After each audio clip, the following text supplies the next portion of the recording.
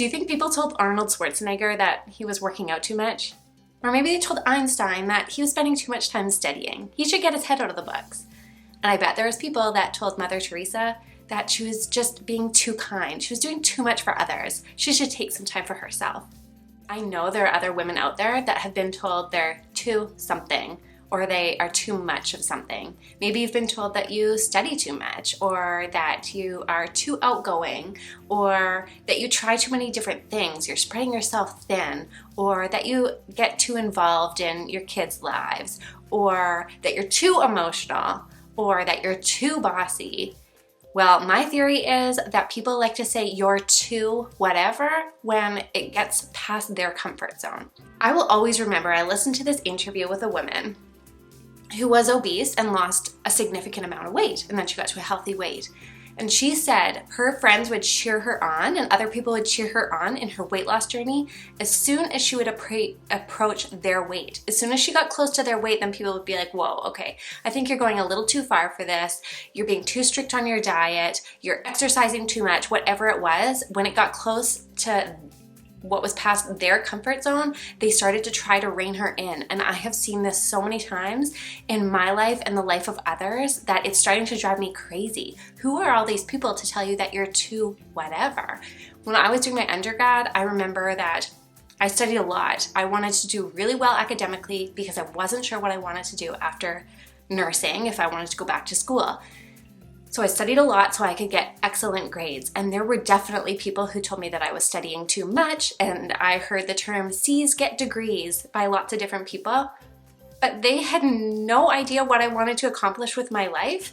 And maybe it was like threatening what they thought was reasonable, but it was super important to me. And they kept trying to put limits on me, telling me I was studying too much. Later on in my life, it turned out that now I'm a nurse practitioner. There is no way I could have gotten accepted into my program if I had C's.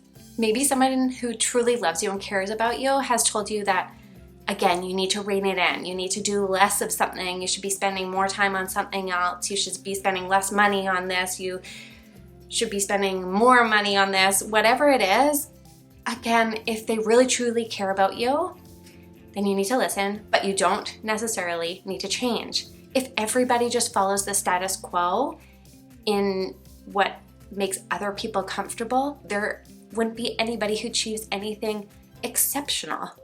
Don't let others' mediocrity and their comfort zones change what you want to accomplish and change how you're putting yourself out there in the world. Am I the only one that was shocked this year when cancel culture went after goal setting? I could not believe it when people started to say 2023, no goals, goals are lame.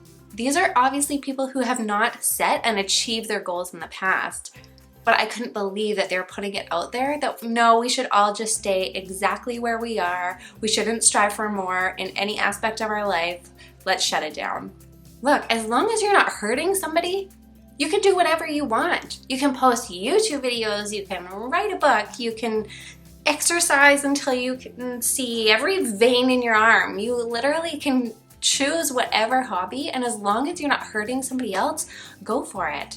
And go for it in exactly the amount that you want to go for it. Don't let anybody tell you, like, no, it's okay to exercise, but like, don't exercise too much, or it's okay to write a song, but don't spend too much time thinking it out, or it's okay to do your job, but you don't want to put too much of yourself into your job. Like, these ideas are crazy.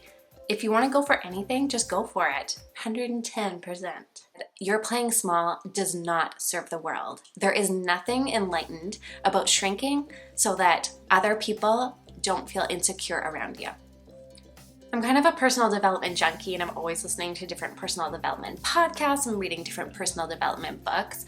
And one thing that Ed Milet said, I'm not sure if it was him initially or somebody that he got it from, but one of his fears is getting to the end of his life and meeting the person that he could have been and realizing that he hadn't lived up to that potential. And I sort of feel the same, like, I'm more scared about not going for it than I am about going for it and not succeeding. I am definitely not part of the group that decided to try to cancel goal setting this year. I am all about goal setting, and I hope you have some big goals, and I hope you go for those goals. Again, in the end, I think you would regret not going for it more than you would regret trying and failing. And meanwhile, failing, you usually learn a whole bunch that might help you in your next step towards your goal. I would love to hear what some of you have planned for 2023, so don't hesitate to comment below.